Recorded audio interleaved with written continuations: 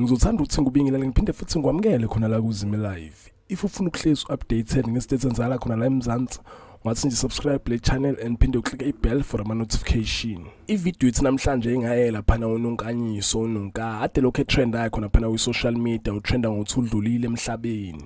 Lezi ndaba impela ade isabalele yonke indawo khona phana ku-social media ko-Facebook, ku-Instagram, ku-Twitter, even nakhona la YouTube zikhona. Kuthe makuhamba isikhathi impela lavela-ke iqiniso ukuthi lezi ndaba beyingamanga ukuthi unonka udlulile emhlabeni. Bathi the reason edlulile emhlabeni ngoba ade kuyi-car accident. Uzalo-ke impela la reply ngaleyo ndaba naye ithimi yakho unonka ya reply ngaleyo ndaba bathi bona bayazi-ke leyo ndaba ukuthi unonka udlulile emhlabeni.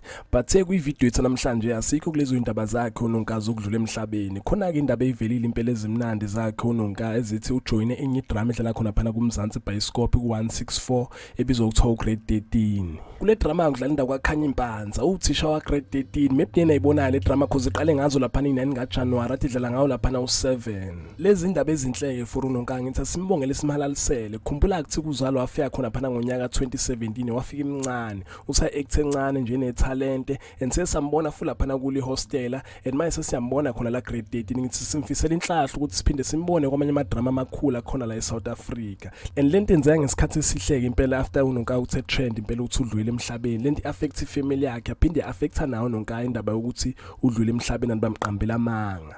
Bekuyizombe kade ngikuphathele zona namhlanje uthi ungakhohlwa ukuthi ulike le video engithi ke danke ngiyabonga.